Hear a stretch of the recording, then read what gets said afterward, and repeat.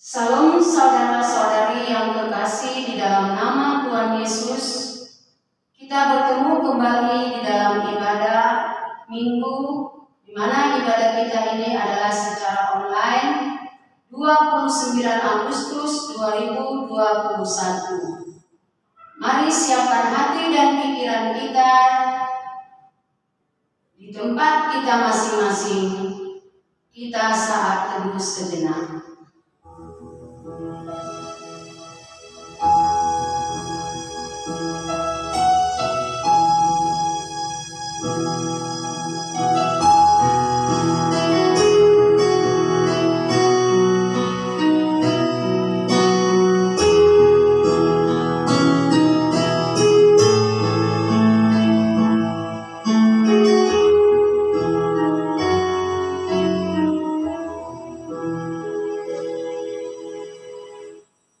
Mazmur 52 ayat 11. Aku hendak bersyukur kepadamu selama-lamanya, sebab engkaulah yang bertindak, karena namamu baik. Aku hendak memasukkannya di depan orang-orang yang kau kasihi. Amin. Salam saudara-saudari jemaat Tuhan Efesus Belawan. Pagi hari ini kita akan melakukan ibadah online kita Minggu 29 Agustus 2021. Persiapkan hati dan pikiran kita di tempat kita masing-masing. Kita bersatu di dalam doa.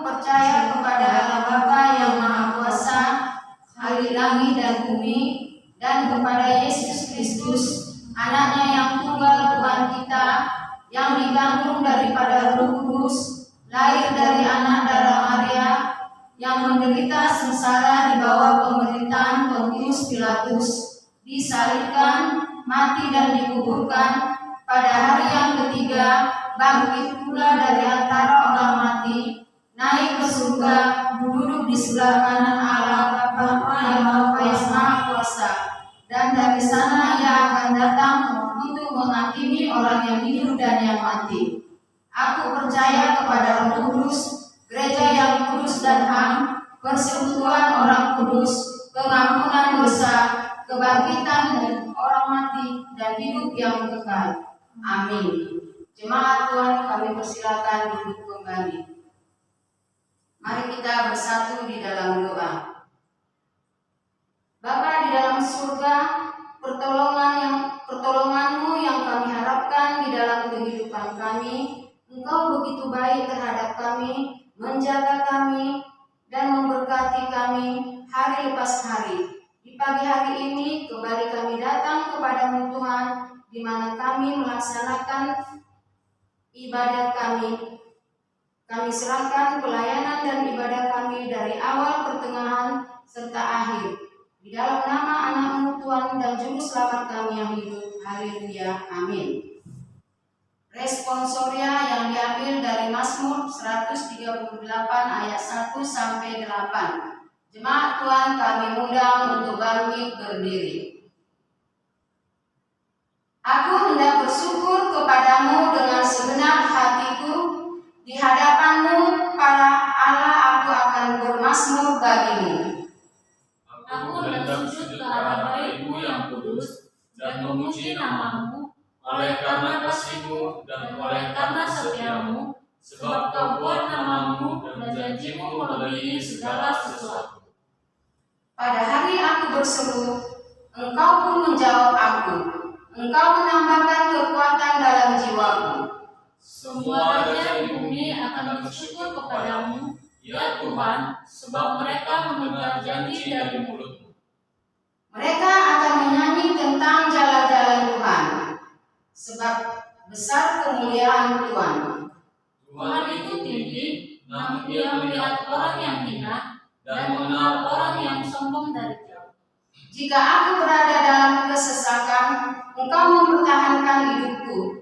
Terhadap amarah musuhku, Engkau mengulurkan tangan-Mu, dan tangan kanan-Mu menyelamatkan aku. Tuhan akan menyelamatkan bagiku ya Tuhan, kasih setia-Mu untuk selama-lamanya. Janganlah Kau tinggalkan perbuatan tangan-Mu. Gloria Patri.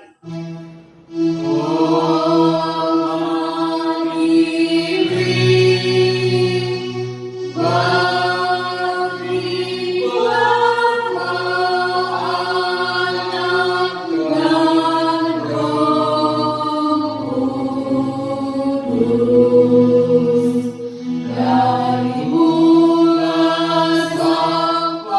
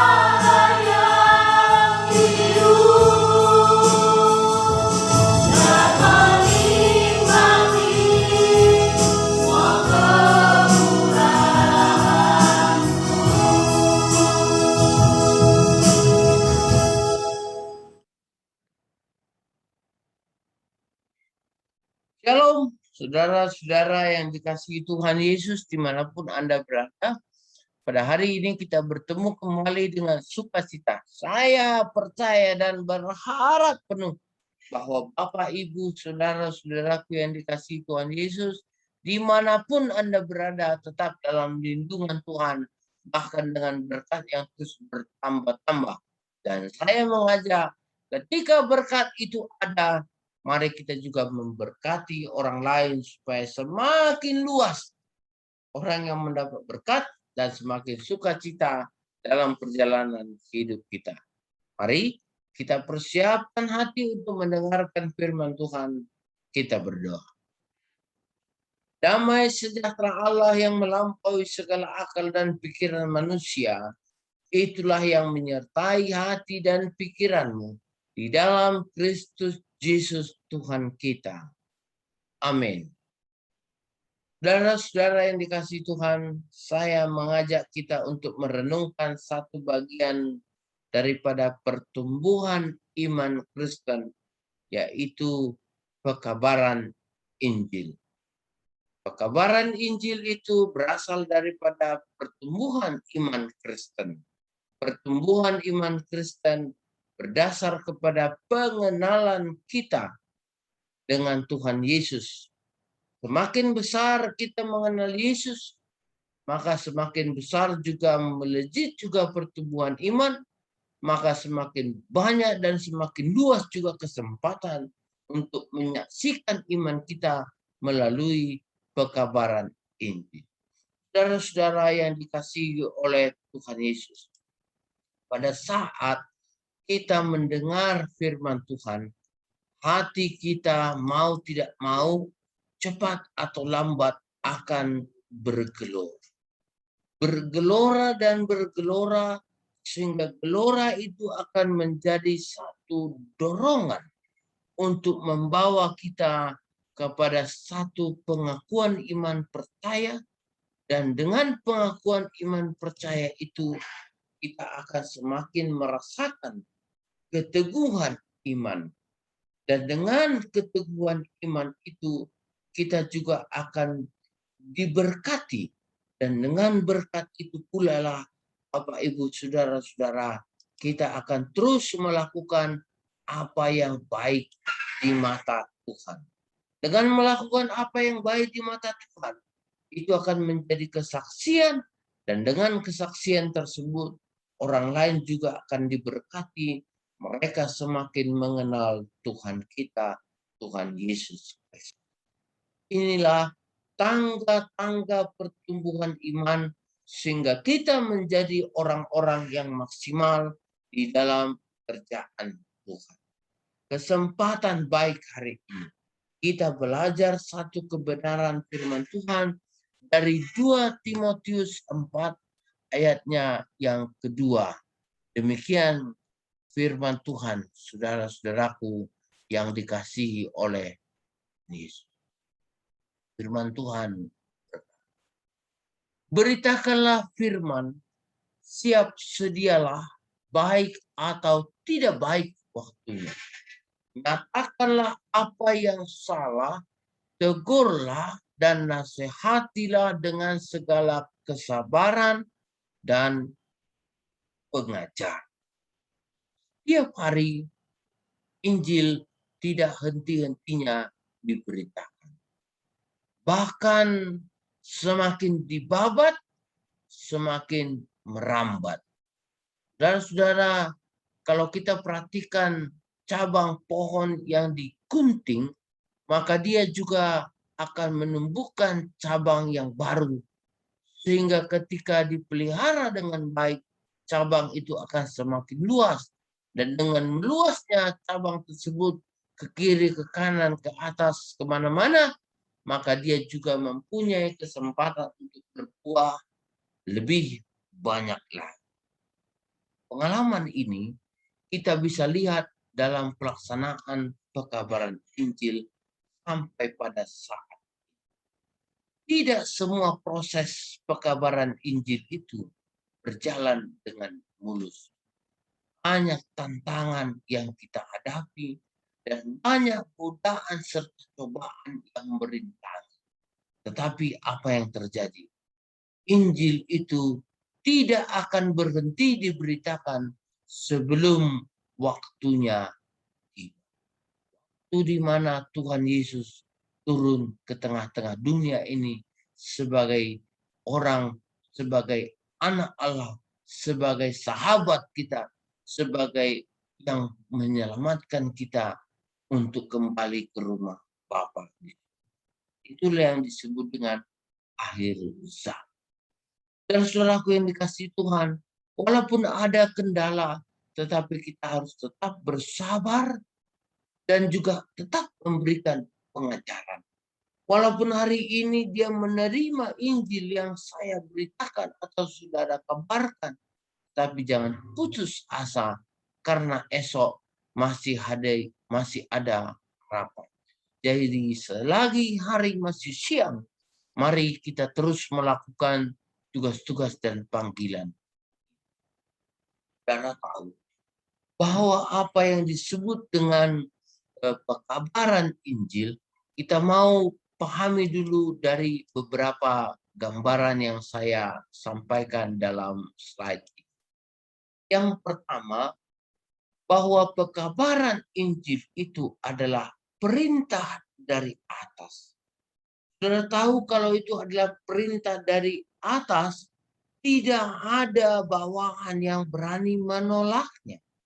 Tetapi justru dengan apapun, dengan sekuat tenaga dan kemampuan, setiap bawahan melaksanakan perintah dari atas tersebut dan memberikan pertanggungjawaban kepada si pemberi perintah.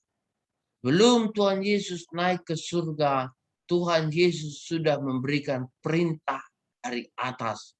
Perintah dari Yesus yang dia katakan, beritakanlah Injil, ya, beritakanlah Injil kepada segala makhluk sampai akhir zaman, sampai Tuhan juga menyertai kita sampai kepada akhir zaman. Kita memberitakan Injil ke seluruh bumi. Itu yang pertama. Lalu yang kedua, setelah kita menerima tanggung jawab tersebut, maka kita juga harus melaksanakannya seperti yang tadi saya katakan. Kita harus melaksanakannya dengan sepenuh-penuhnya sebagai pertanggungjawaban kita nanti kepada si pemberi tugas, yaitu Tuhan Yesus, Juru Selamat kita. Tanggung jawab orang beriman adalah melaksanakan perintah tersebut, dan itulah yang dikatakan oleh Paulus kepada orang-orang percaya. Dia katakan, celakalah aku jika aku tidak memberitakan Injil, sebab itu adalah keharusan bagi kita semua.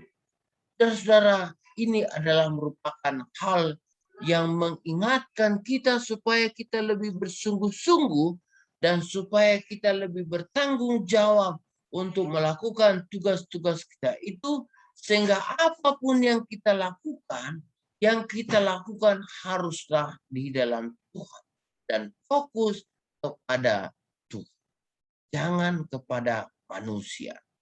Sehingga ketika ada tantangan yang kita hadapi, jangan kita berhenti untuk memperkatakan Injil, karena itu adalah merupakan satu celaka bagi kita. Itu adalah merupakan sesuatu hal yang tidak pantas. Itu akan merupakan satu hal yang tidak memberikan berkat bagi orang lain. Itulah refleksi saya terhadap perkataan Paulus ini kepada jemaat di Korintus. Lalu kita melihat bagian yang ketiga, bahwa ketika Tuhan perintahkan dan saya juga bertanggung jawab untuk melaksanakan perintah tersebut, kemana saya harus pergi? Pada satu kali Kisah Rasul 16 ayat 9, di sana di mana ketika Paulus dalam pelayanannya melakukan pekabaran Injil, ketika dia tidur, maka apa yang terjadi? Dia bermimpi. Dia bermimpi di hadapannya ada suara orang Makedonia yang berseru kepadanya, datanglah, datanglah kepada kami dan selamatkanlah kami. Ini adalah merupakan bagian daripada seruan dunia yang sedang sakit, dalam masa sekarang ini. Bukan hanya karena pandemik ini maka dunia ini dalam keadaan sakit. Sebelum pandemik juga dunia ini sudah dalam keadaan sakit. Dan di sanalah kita dipanggil untuk memberitakan Injil kepada orang-orang percaya dan orang-orang yang belum percaya serta bersatu hati supaya kita sama-sama memberitakan Injil. Lalu kita perhatikan juga saudara-saudara pada bagian berikutnya. Dalam Lukas 16 ayat 19 sampai 31 ada percakapan 3 orang. Abraham, kemudian juga Lazarus, seorang miskin itu, dan juga seorang orang kaya. Selama mereka ini di dalam dunia, mereka melakukan tugas mereka masing-masing. Namun ketika si Lazarus sudah meninggal dan dia berada di dalam pangkuan Bapa, maka apa yang terjadi? Orang kaya itu meninggal juga.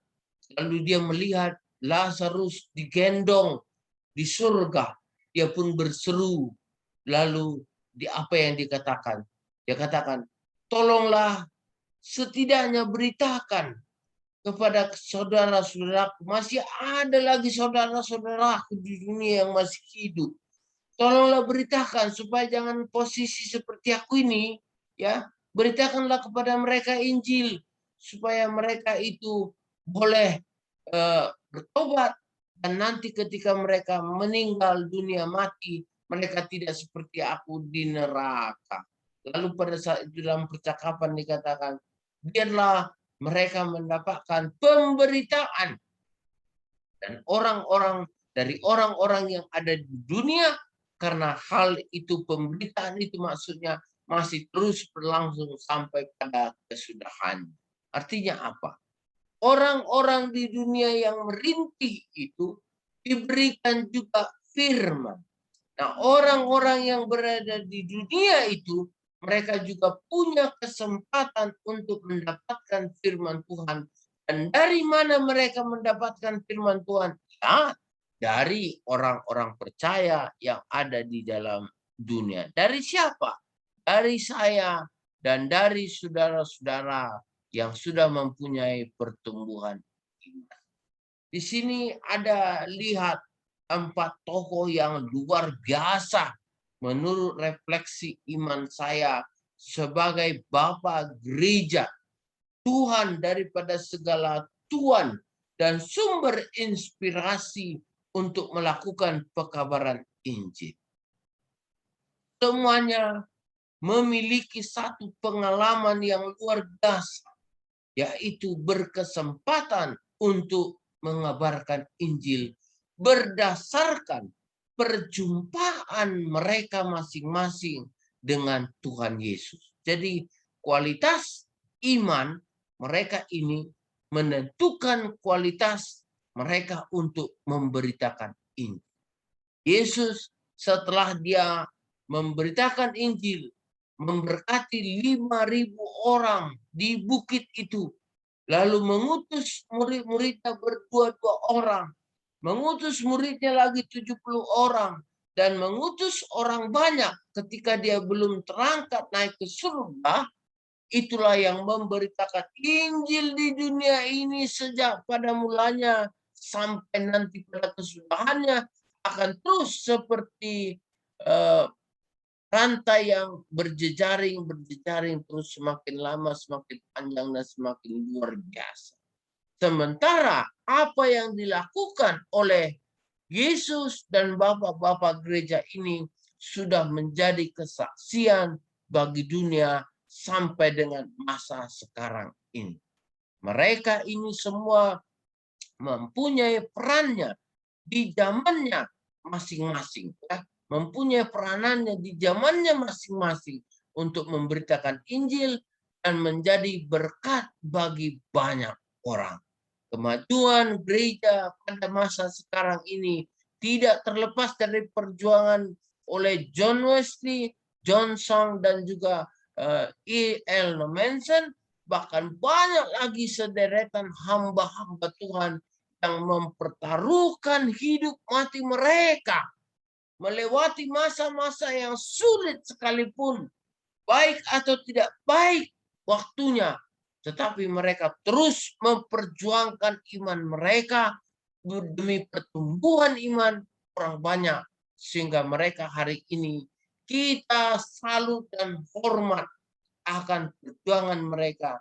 Dan itulah yang masih harus kita tentukan sampai kepada masa sekarang ini. Puji Tuhan, hari ini perkembangan pekabaran Injil semakin kuat. Kalau dulunya gereja-gereja rata-rata memberitakan Injil, namun pada saat ini bukan hanya gereja-gereja lagi, tetapi setiap rumah-rumah. Kalau dulu pergi ke gereja satu keluarga mungkin 4 atau 5 orang, masih ada kesempatan tidak pergi ke gereja 1 atau 2 orang.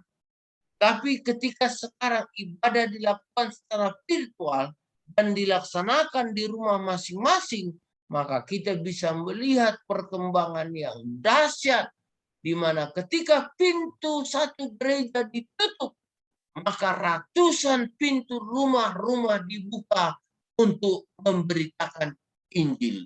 Amin. Puji Tuhan, saudara-saudara. Rumah saya, rumah saudara-saudara saat ini juga sedang digunakan oleh Tuhan sebagai bait Allah yang kudus, di mana orang-orang percaya ada tinggal di dalamnya. Nah, ketika kita berkumpul di dalam hal tersebut, kita juga diajak untuk menjadi orang-orang yang bertumbuh imannya dan melakukan pekabaran Injil kemanapun kita berada. Jadi kalau dulu kita melakukan ibadah tatap muka, maka pada saat sekarang ini ibadah secara virtual itu sudah menjadi tuntutan zaman. Ya, kita melihat karena pandemik ini kemajuan teknologi sudah semakin terserap, sudah semakin tersebar, ya, dan diserap oleh banyak orang. Bahkan dulu orang yang anti dengan katakan, aku enggak tahulah pakai ini, ya pakai handphone yang jadul, tapi sekarang semua orang sudah pakai gadget, ya sudah pakai handphone atau smartphone, ya telepon pintar. Kenapa dikatakan telepon pintar? Karena semua informasi bisa kita peroleh dari handphone tersebut. Bedanya hanya hubungan sosial, hubungan emosional yang sulit terdapat dari sana, karena itu memang harus kita lakukan secara secara hadir bertatap muka, ya. Tapi memang bisa juga terpancing ketika kita melihat orang yang susah, hati kita juga bisa tergerak. Jadi indah saudara-saudara, dunia ini sekarang sedang memakai para guru-guru, sedang memakai para pemberita-pemberita Injil, memakai para evangelis dan juga para hamba-hamba Tuhan, para pendeta-pendeta dan juga jemaat dengan fungsi mereka masing-masing untuk berhadir di tengah-tengah teknologi dan kemajuan zaman ini, berpartisipasi untuk melakukan pekabaran Injil. Untuk apa? Semoga semakin cepat, semakin hari, dunia ini makin dipenuhi oleh kemuliaan Tuhan. Saudara-saudaraku yang dikasihi oleh Tuhan Yesus. Kemudian kita bisa melihat, ya, kita bisa melihat ketika kita melakukan tugas kita untuk mengabarkan Injil. Kita tahu ada 3 tugas panggilan kita sebagai orang percaya, yaitu bersekutu, bersaksi, dan juga melayani. 3 tugas panggilan ini adalah merupakan satu wujud bukti nyata bahwa kita melakukan tugas panggilan tersebut dengan rasa patuh dan taat kepada Tuhan. Jadi ketika kita memberitakan Injil, baik atau tidak baik waktunya, kita selalu mempunyai kesempatan. Selagi masih siang, kita masih punya kesempatan untuk memberitakan Injil di dalam bidang kita masing-masing, dengan berbagai kesempatan yang ada dalam diri kita.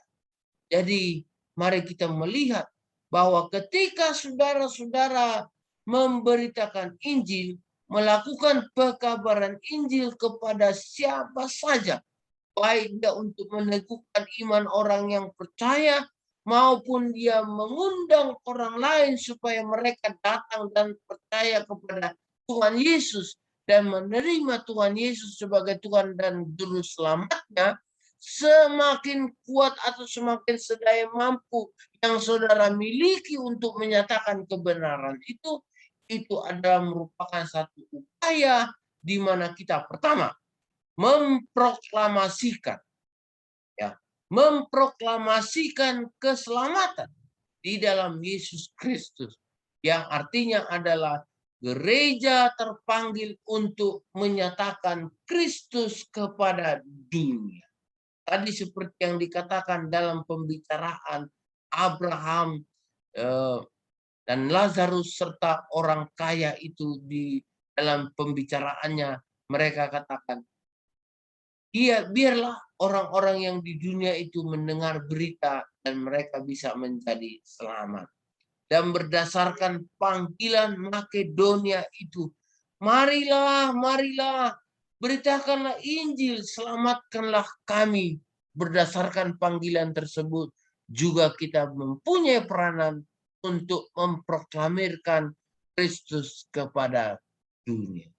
Setelah kita memproklamirkan Kristus di dalam persekutuan kita, maka kita juga akan membentuk persekutuan tersebut sebagai persekutuan yang arif dan koneksional, sehingga kita juga akan memberikan kesaksian. Ya. Dari persekutuan kita memberikan kesaksian, di mana gereja terpanggil untuk hidup seperti Kristus di tengah-tengah dunia ini. Dengan kasihnya, dengan kesabarannya, dengan kemampuan dan otoritasnya untuk menegur dan meneguhkan, itu akan menjadi perjuangan kita dalam hidup kita juga sebagai murid-murid Kristus, untuk menyaksikan iman kita yang sudah bertumbuh di tengah-tengah dunia ini. Lalu kita harus juga melihat, bukan hanya sekedar memproklamasikan lalu tinggal diam, atau bukan hanya sekedar memproklamasikan dan memberikan kesaksian lalu tinggal diam.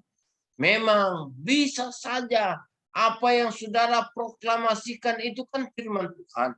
Firman Tuhan itu walaupun kau tidak memberitakannya, maka firman Tuhan itu juga akan terus diberitakan, karena kehadirannya adalah dalam kehadiran Roh Kudus, dan Roh Kudus itu akan tinggal diam bersama dengan orang-orang percaya. Jadi kalaupun bukan Anda, masih tetap lagi ada orang yang memberitakan Injil itu kepada segala makhluk.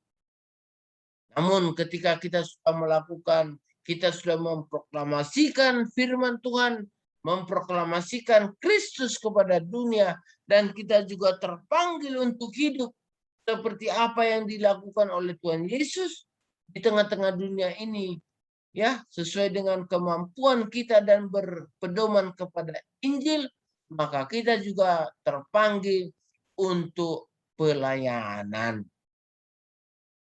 Kegiatan-kegiatan yang kita bisa lakukan, kegiatan-kegiatan aksi-aksi sosial, dan juga kegiatan-kegiatan yang membangun di mana perlu.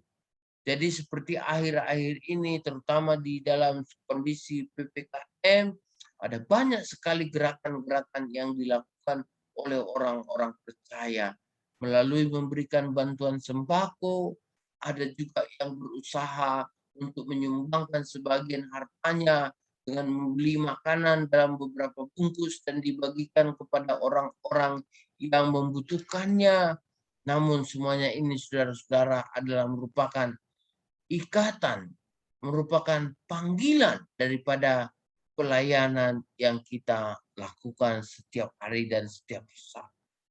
Dunia ini mempunyai segudang, bahkan sejumlah besar orang yang membutuhkan pelayanan saudara-saudara. Mulailah dengan berdoa bagi mereka. Lalu tingkatkanlah melalui upaya-upaya apa yang bisa Anda lakukan supaya mereka juga memperoleh berkat dan sukacita yang besar di dalam kehidupan mereka. Maka ini kita lakukan sebagai wujud pertumbuhan iman kita, saudara-saudaraku.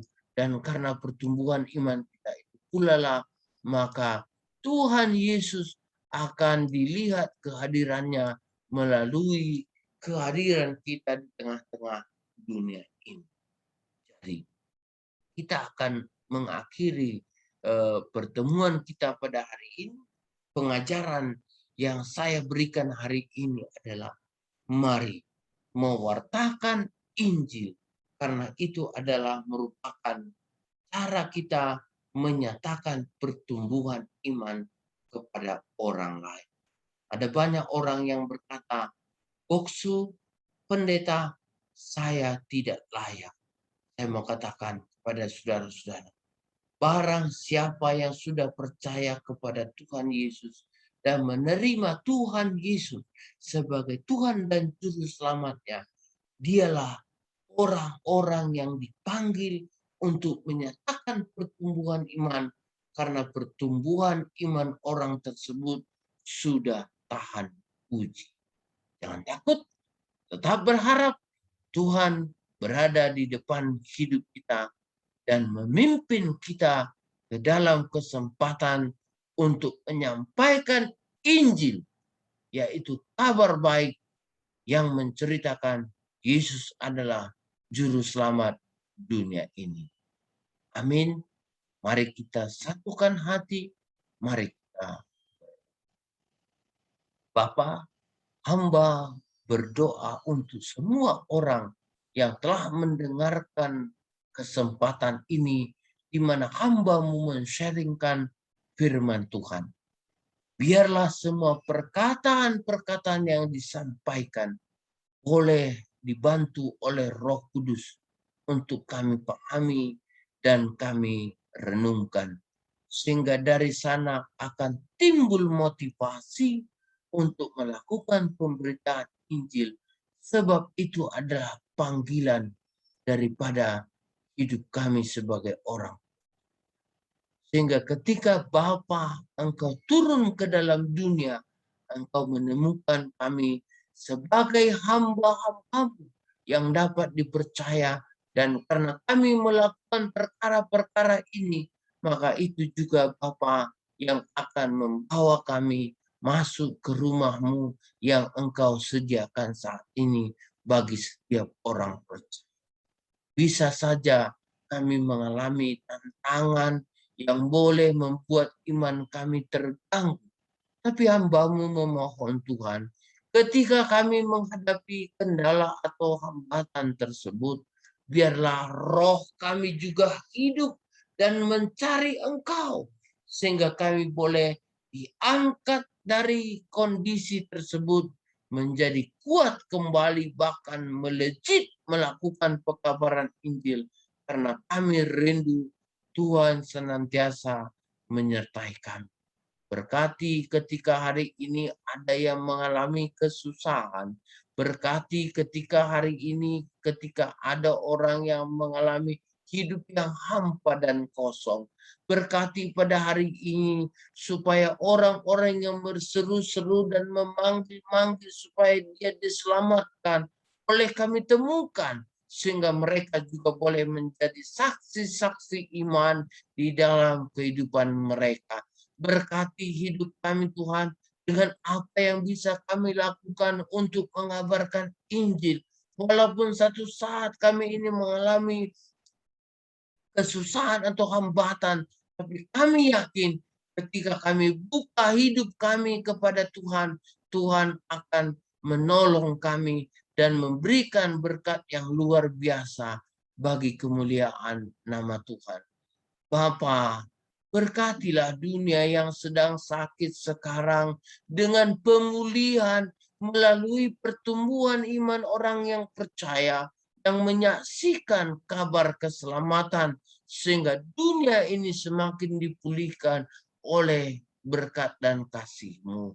Terima kasih Bapa. Izinkan hari ini dan untuk seterusnya firman-Mu boleh diberitakan dan para pemberita-pemberita firman itu terus diberkati dengan berkat yang berlimpah sehingga terus berbuah dan menjadi berkat. Bapa, bagimulah segala pujian dan hormat kami kekal sampai selama-lamanya. Dalam Yesus Kristus kami berdoa dan bersyukur. Haleluya. Amin. Bukan persembahan, kita angkat sebuah lagu yang berjudul Apa yang Tak Pernah Dilihat Mata.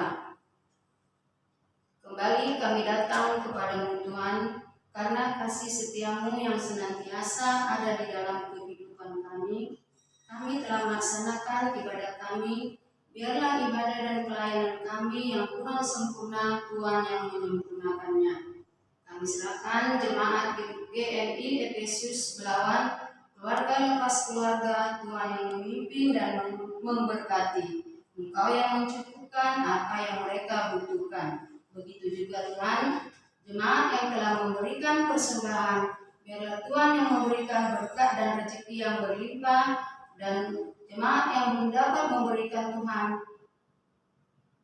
belum dapat memberikan persembahan, biarlah di hari-hari yang akan datang mereka juga dapat memberikannya. Bapa di surga, Bapa yang baik, firman-Mu yang telah disampaikan oleh hamba-Mu biarlah menjadi kekuatan bagi orang yang mendengarnya. Begitu juga kami mau serahkan pimpinan, kami mau serahkan keluarga Bapak Haris, istri dan anaknya, serta Engkau juga yang memberikan pemulihan lebih lagi buat kesehatan daripada Bapak ini. Terpuji dan termulia nama-Mu Tuhan, mulai saat ini sampai selama-lamanya. Amin. Jemaat Tuhan, kami persilakan untuk duduk kembali.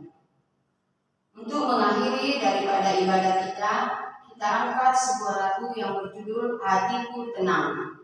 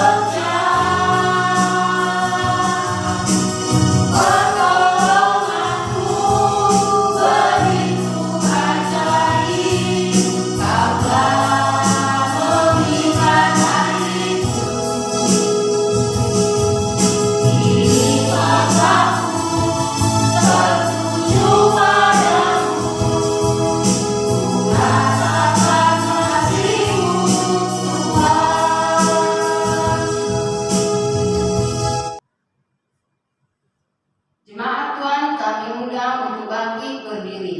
Sama-sama kita mengucapkan doa Bapa kami. Bapa kami yang di surga, dikuduskanlah namamu, datanglah kerajaanmu, jadilah kehendak-Mu di bumi seperti di surga.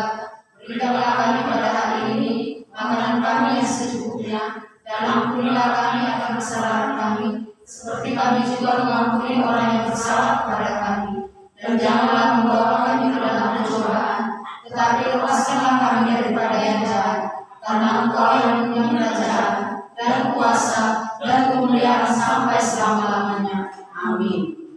Jemaat Tuhan, kami undang untuk duduk kembali. Doksologi.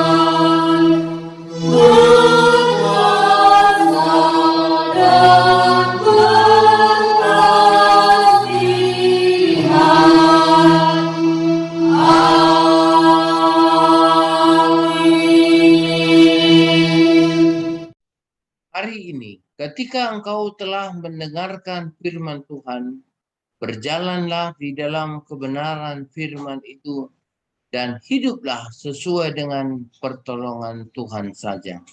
Karenanya, bukalah hatimu dan terimalah berkat daripada Tuhan. Kasih karunia Allah Bapa dan kasih setia Tuhan Yesus Kristus serta persekutuan di dalam Roh-Nya yang kudus menyertai engkau hari ini, besok, bahkan sampai selama-lamanya. Amin.